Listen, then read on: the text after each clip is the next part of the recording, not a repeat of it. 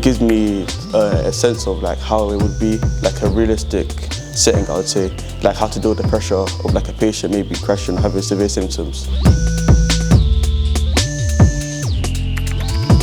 This is a major transformation. So for students who have, been enrolled on the course, I think this is massive for them.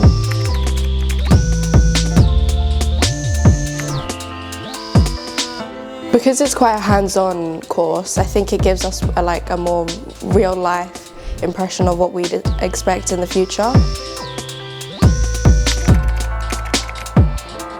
We are delighted with the investment that we've received for this wonderful facility.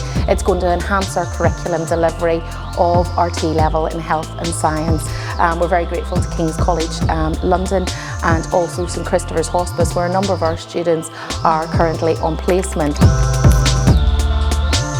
Everything's amazing, just obviously putting it together and experiencing things that you would never experience in your day-to-day life. Having real-life wards in a college is absolutely vital to ensure that they have a good learning environment, but also that they have the right practical experience before they go on to a real ward.